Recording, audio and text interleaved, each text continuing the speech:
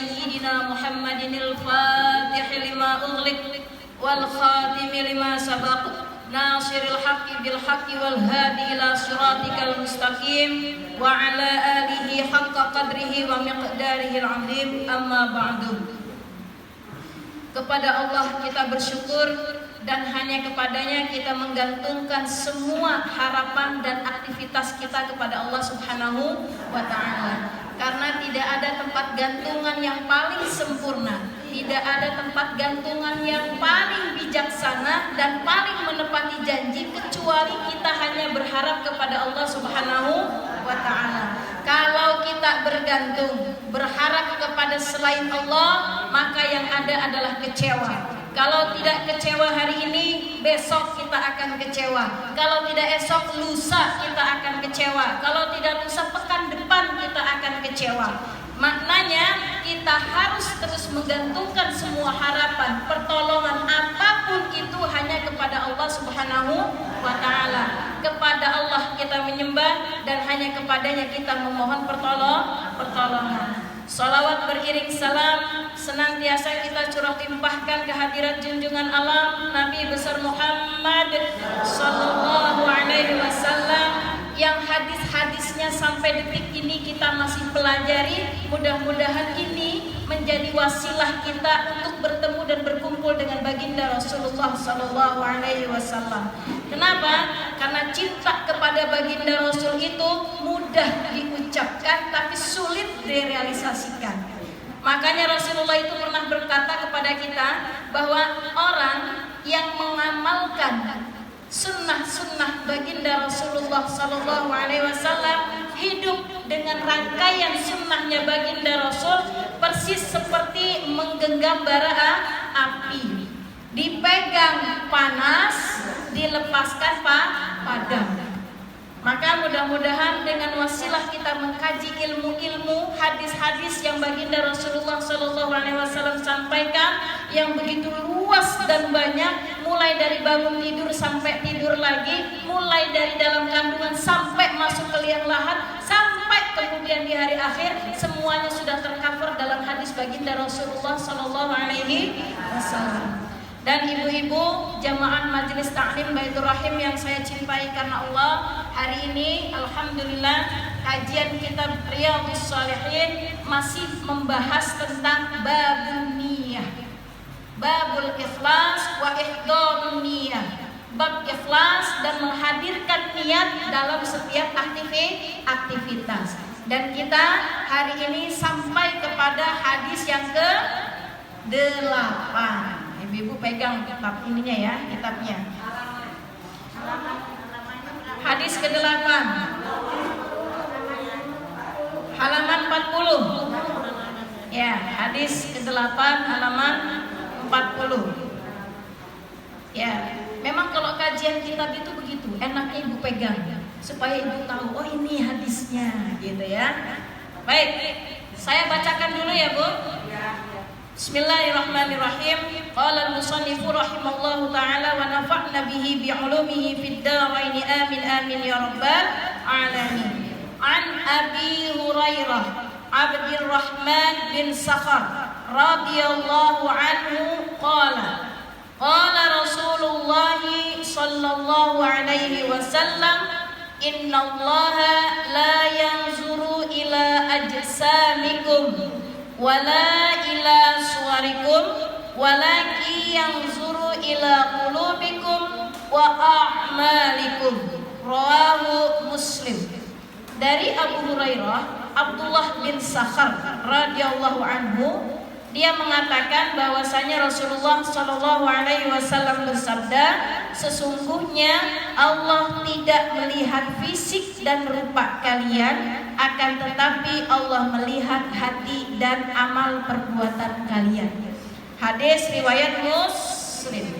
Ibu-ibu jamaah majelis taklim rahimakumullah, hadis ini merupakan bayan takkid dari ayat Quran surat Al-Hujurat ayat 13.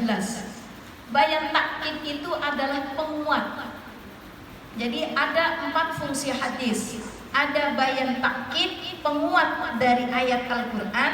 Ada bayan takhsis, memberikan kekhususan.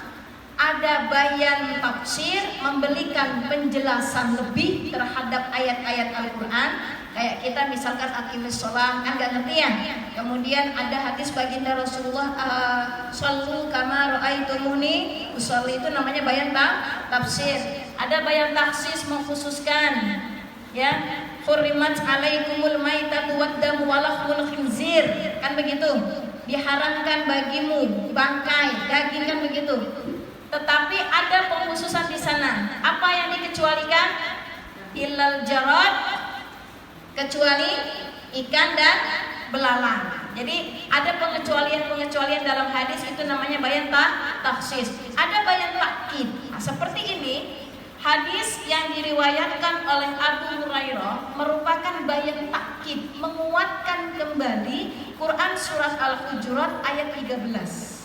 Ya ayyuhan nas inna khalaqnakum min dzakarin wa unsa wa ja'alnakum syu'uban wa qaba'ila lita'arafu inna akramakum 'indallahi atqakum.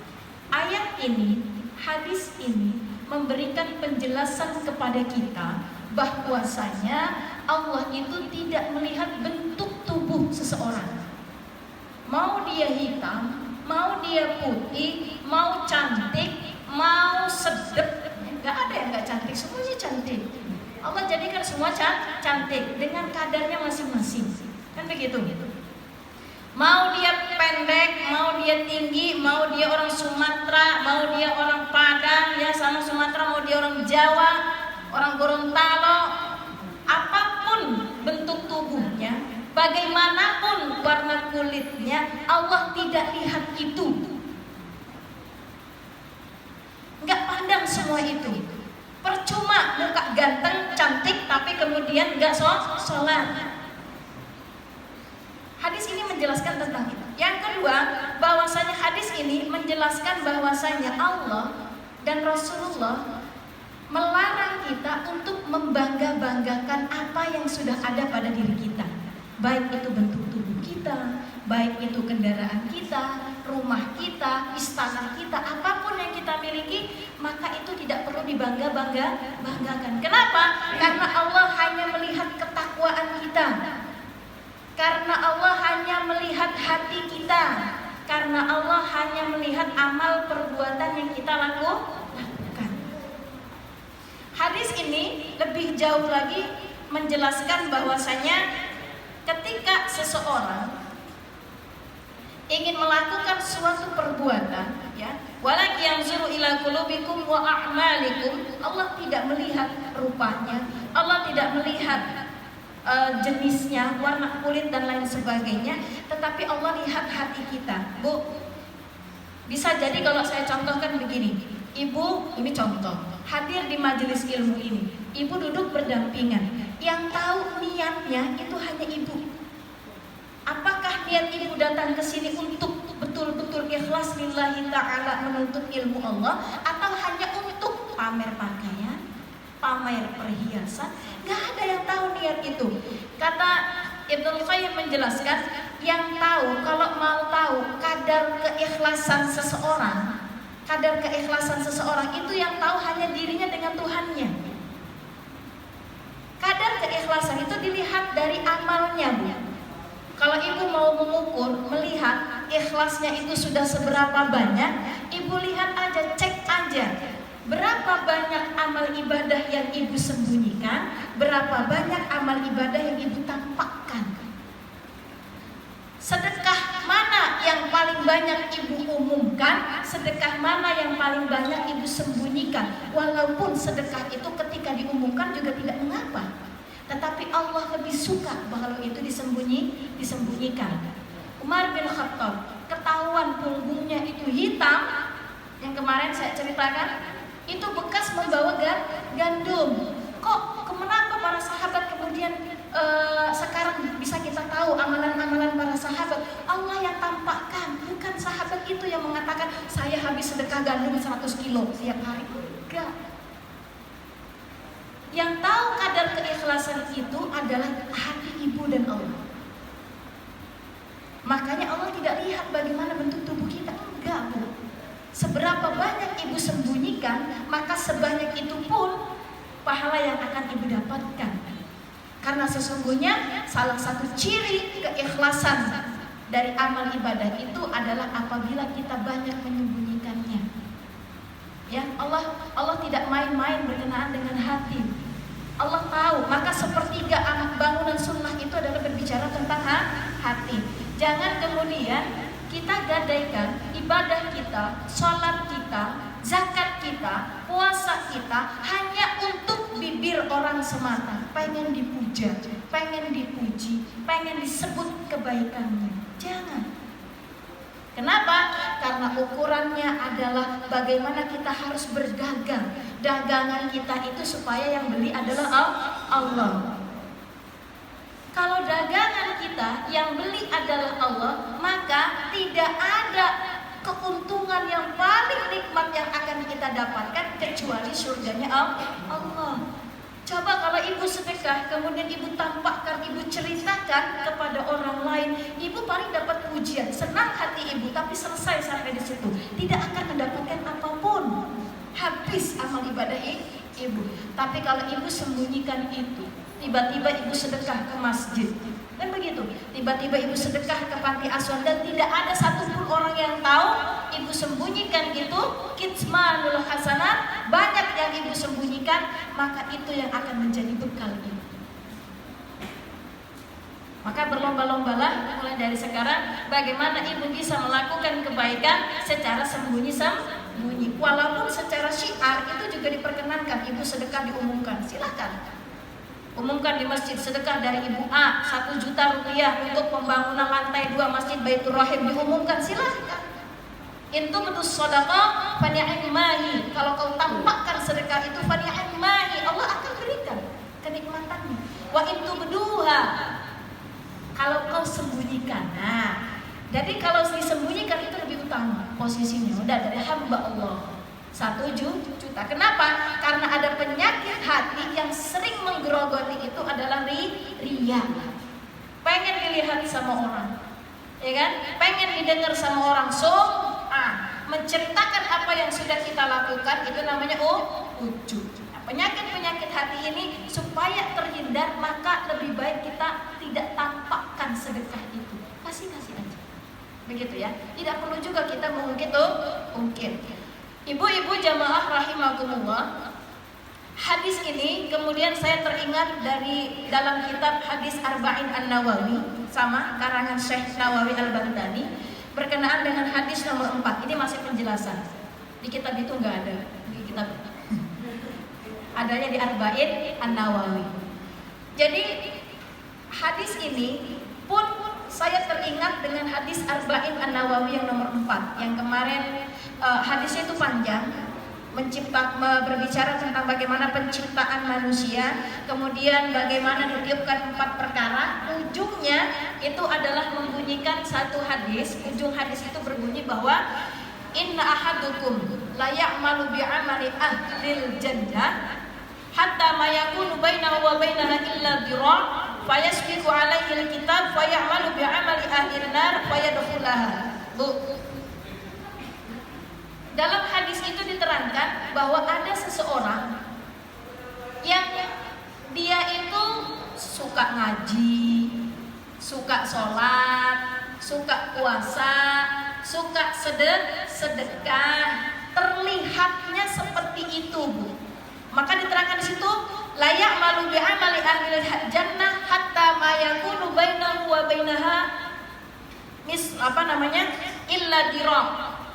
Orang yang tadi saya sebutkan dalam hadis ini, terlihatnya dia itu disebut dengan ahlul jannah. Ahlul jannah itu amalannya gitu Bu ya, suka zikir, suka wirid, suka segala macam, sedekah segala macam. Sampai surga dengan dirinya itu hanya sehasta, Bu. Illa dirah.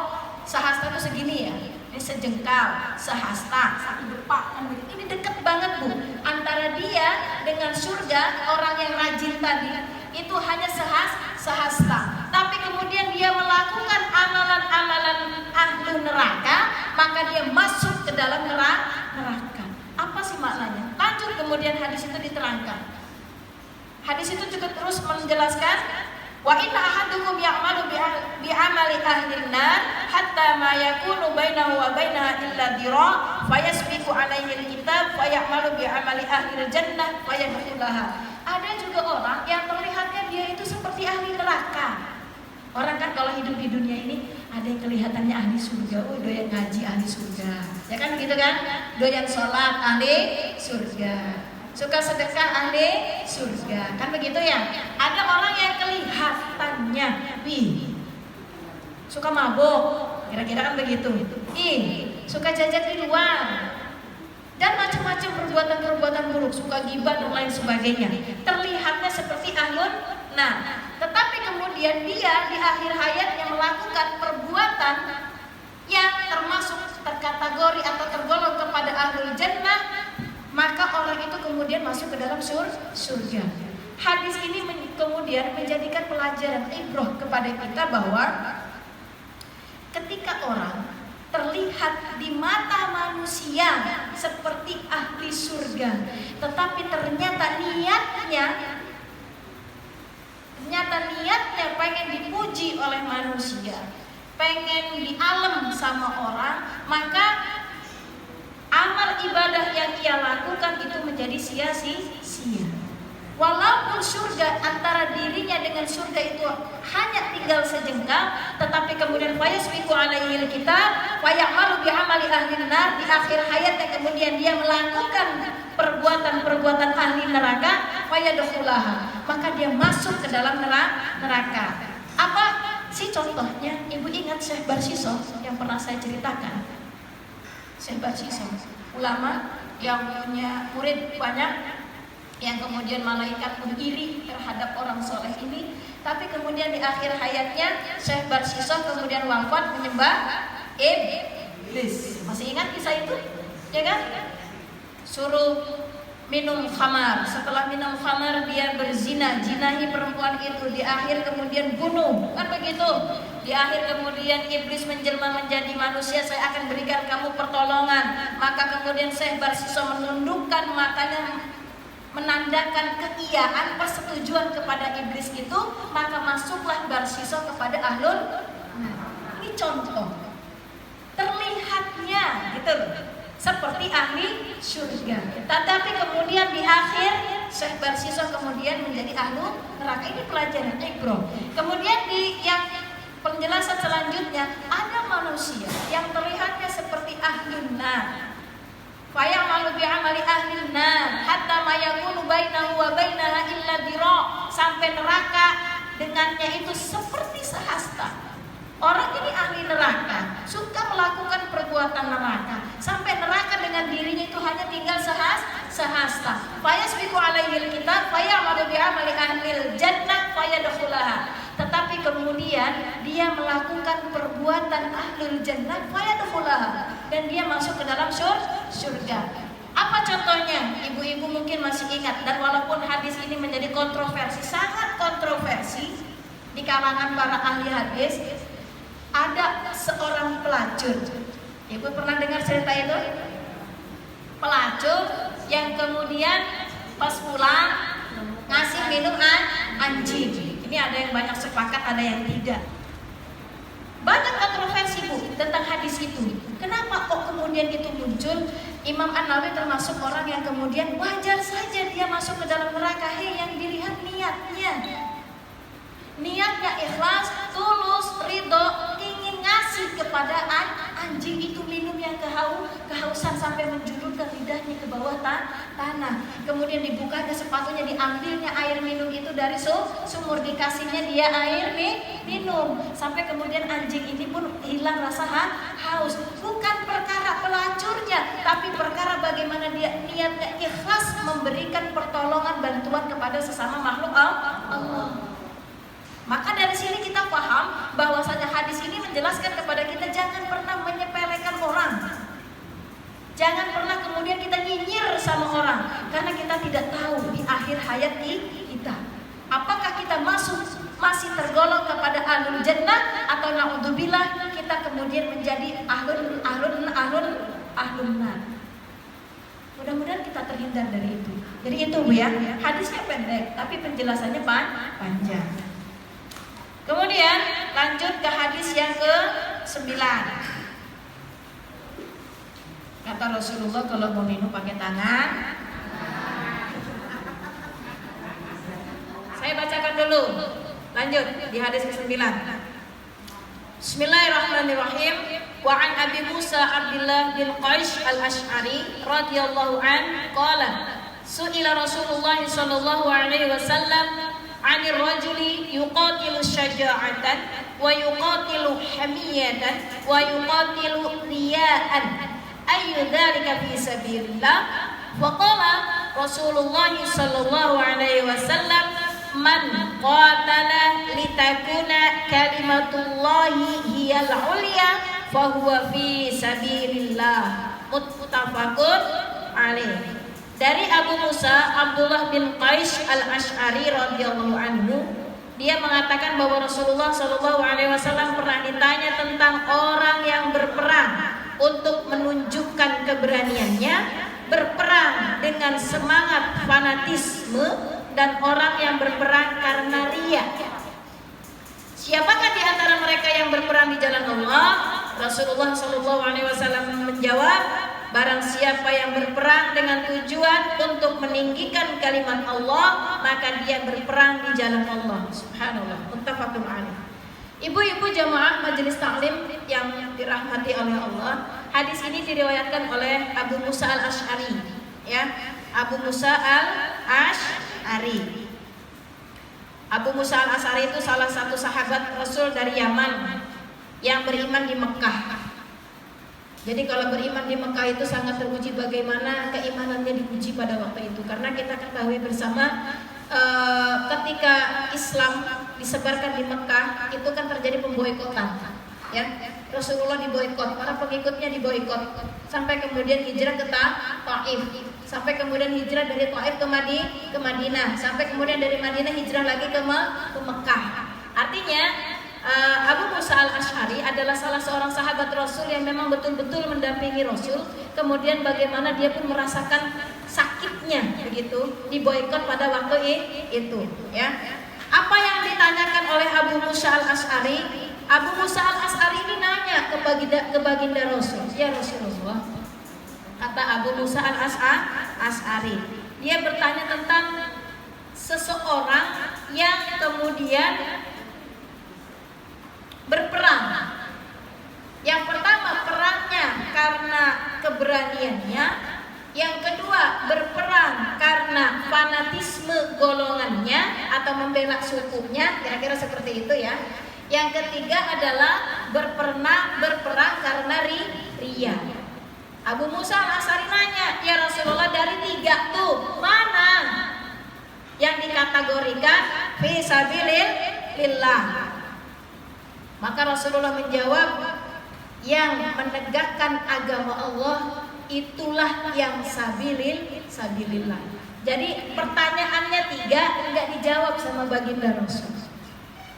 Kenapa? Karena orang yang berperang karena keberanian itu bisa jadi serampangan. Karena terlalu berani, tebas semua sana sini. Nafsu, ya Bu ya. Orang yang berperang juga karena fanatisme golongan, biasanya mereka juga ankuli aibin kalilah kama anna aina sufti tubdil masawi.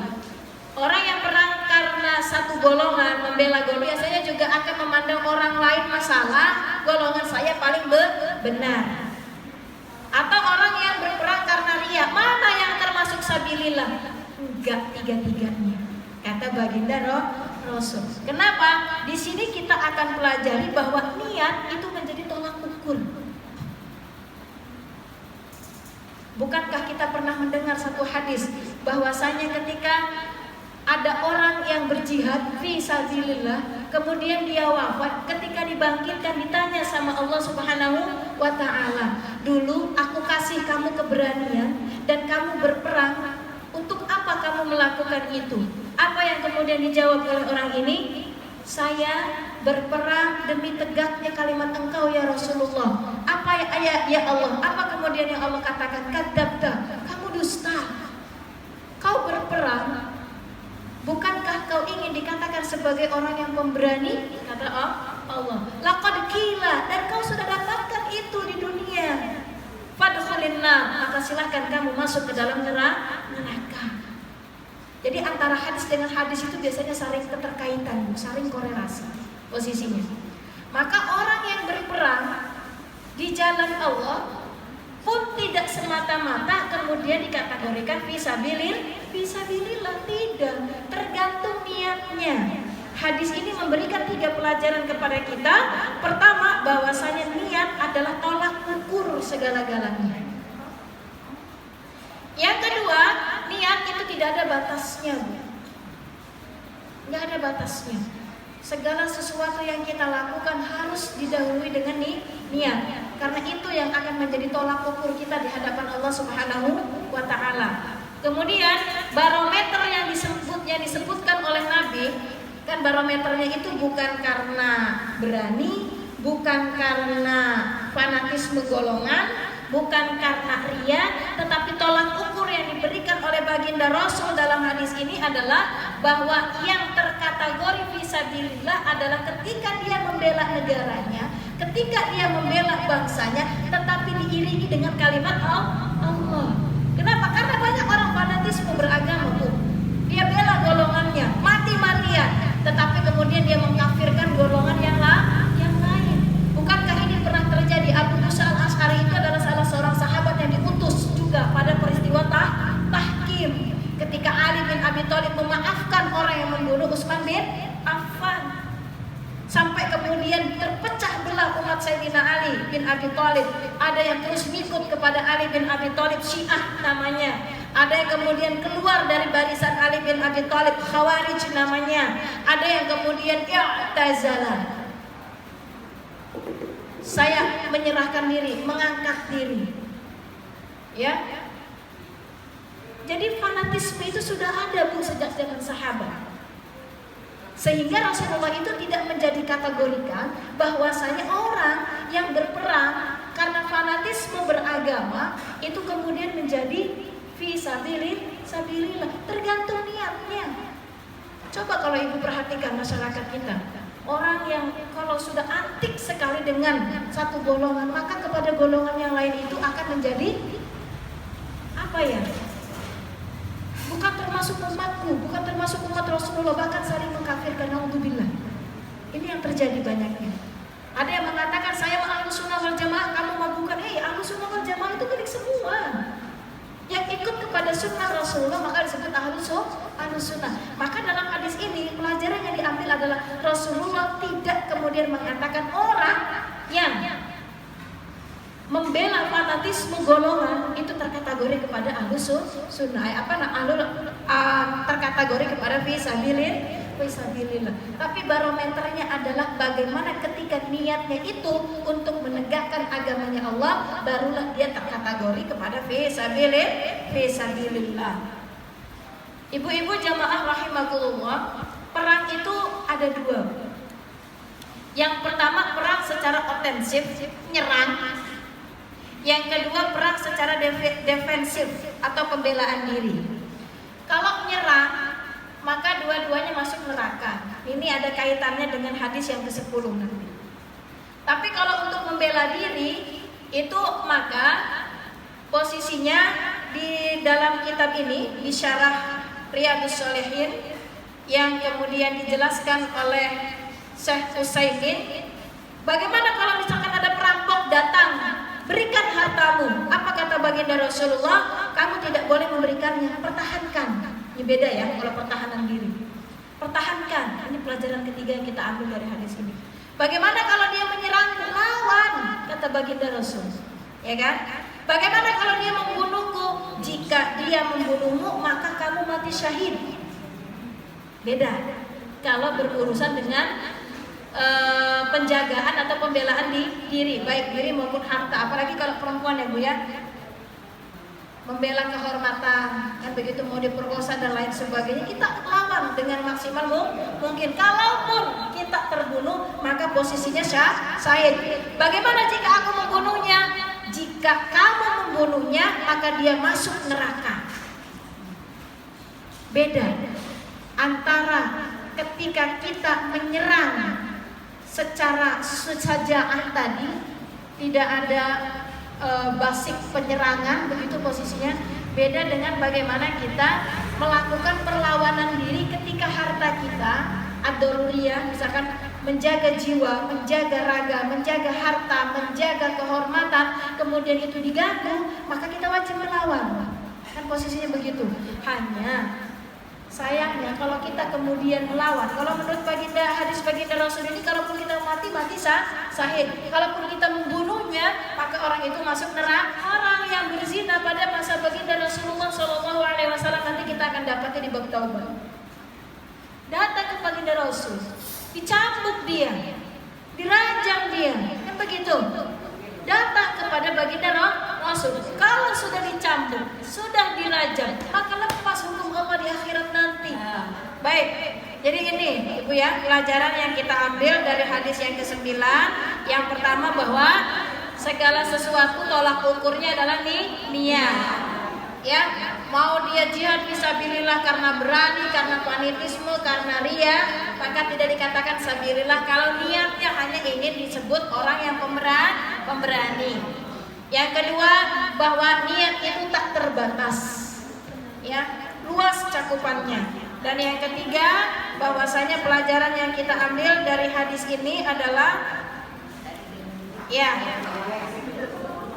tadi yang panjang lebar itu ya. Itu yang ketiga. Baik ibu-ibu jamaah rahimakumullah, kita lanjut jam berapa ini?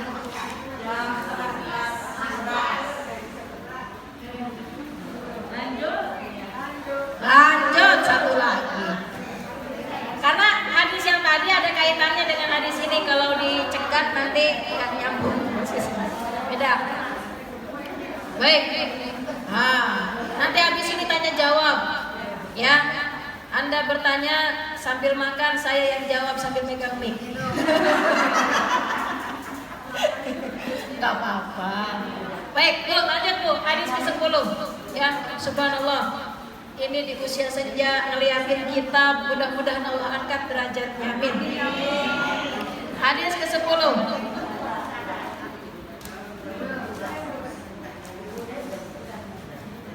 An Abi Bakar Nufai bin Haris As-Saqafi radhiyallahu anhu anna Nabiy sallallahu alaihi wasallam qala idza taqal muslimani bi sayfihima fal qatilu wal maqtulu finnar. Qultu ya Rasulullah hadzal qatil wa ma balul maqtul? Qala innahu kana harisan ala qatli sahibihi. Muttafaqun alaih. Ibu-ibu jamaah majelis taklim rahimakumullah, hadis ini diriwayatkan dari Abu Bakar Nufai bin Haris As-Saqafi. Dia bertanya kepada Rasulullah, ya, bahwasanya Rasulullah SAW bersabda, apabila ada dua orang muslim bertemu berhadapan untuk saling membunuh dengan membawa pedangnya masing-masing, maka orang yang membunuh dan yang terbunuh masuk neraka. Heran tuh Nufai'nya tuh. Aku berkata, wahai Rasulullah, orang yang membunuh wajar masuk neraka. Lah bagaimana dengan orang yang terbunuh? Kok masuk neraka juga? Gitu kan? Maka kemudian Rasulullah berkata, dia juga mempunyai keinginan keras untuk membunuh temannya. Ibu-ibu jamaah majelis taklim rahimakumullah, hadis ini memberikan penjelasan kepada kita. Bu, pedang itu simbol saja, Bu. Pedang itu simbol. Bukan menunjukkan kepada misalkan ada orang yang kemudian saling bunuh pakai pedang. Enggak mesti pedang aja. Ada orang yang saling bunuh pakai sianida. Kan macam-macam. Ada orang saling bunuh pakai racun tikus. Sekarang begitu zamannya kan. Ada orang saling bunuh pakai oplosan. Pedang ini menunjukkan kepada benda saja, alat saja.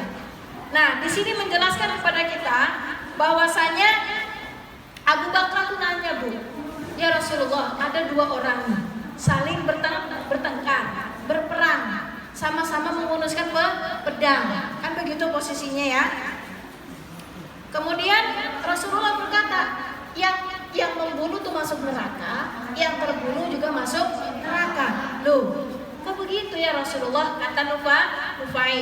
Loh iya, yang terbunuh itu nih, yang mati duluan itu sesungguhnya memiliki keinginan sama seperti orang yang membunuh, hanya saja kalah cepat sehingga dia kalah.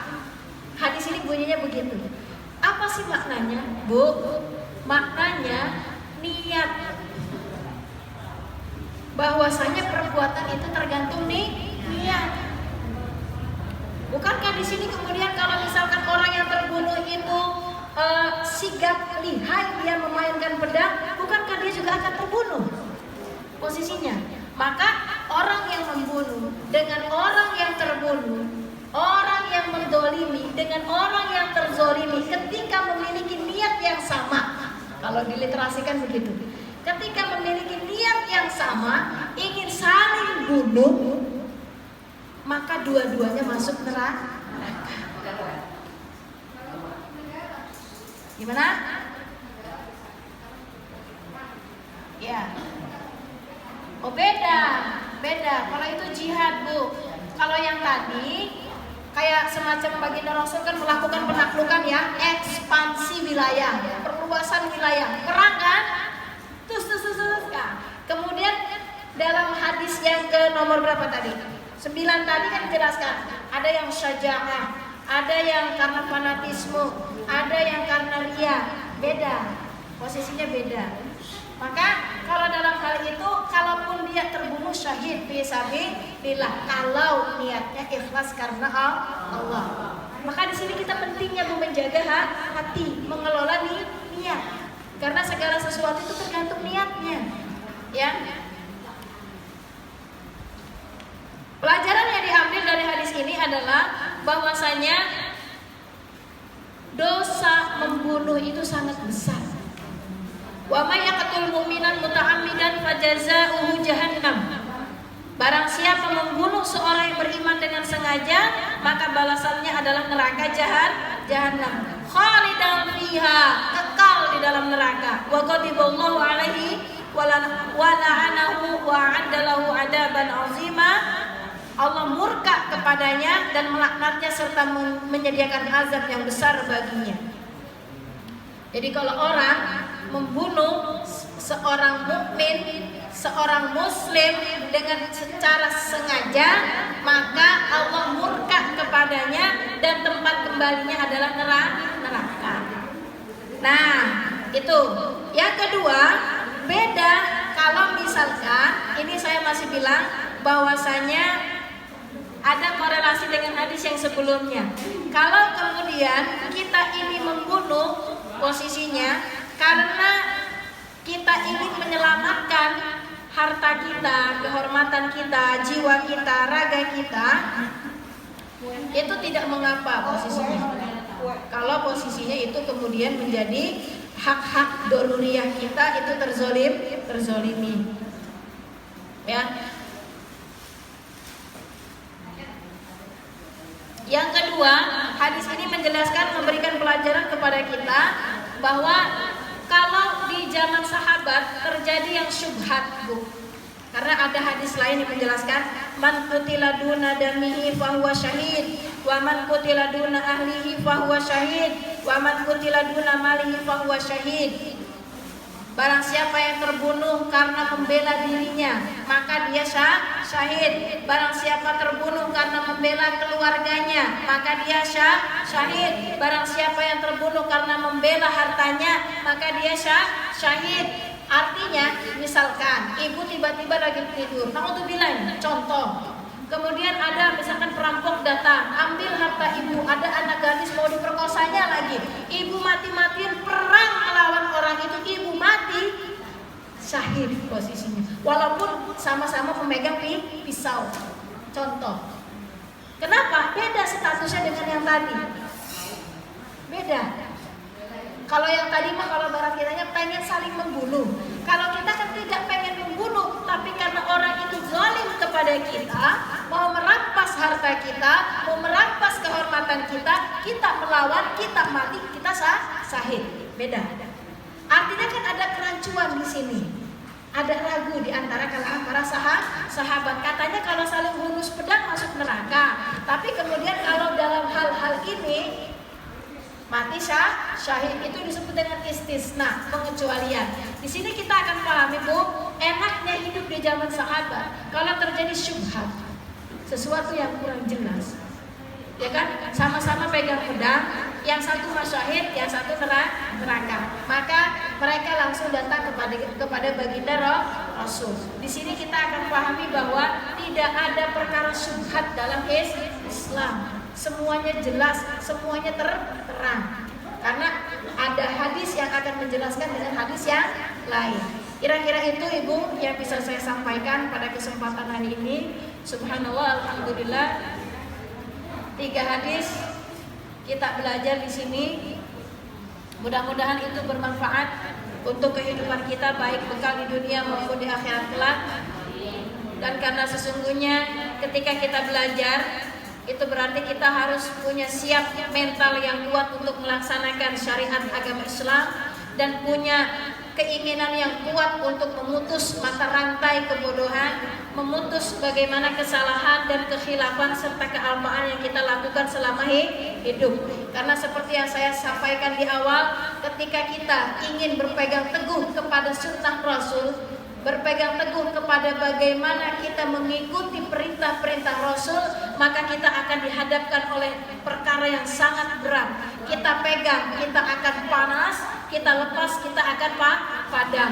Itulah bagaimana kita semoga dikuatkan oleh Allah Subhanahu wa taala hati kita, pikiran kita, badan kita untuk terus beribadah kepada Allah dan terus menegakkan ilmu-ilmu agama. Mungkin itu yang bisa saya sampaikan. Benar datangnya dari Allah semata, salah datangnya dari pribadi saya sendiri. Jika ada pertanyaan dipersilahkan.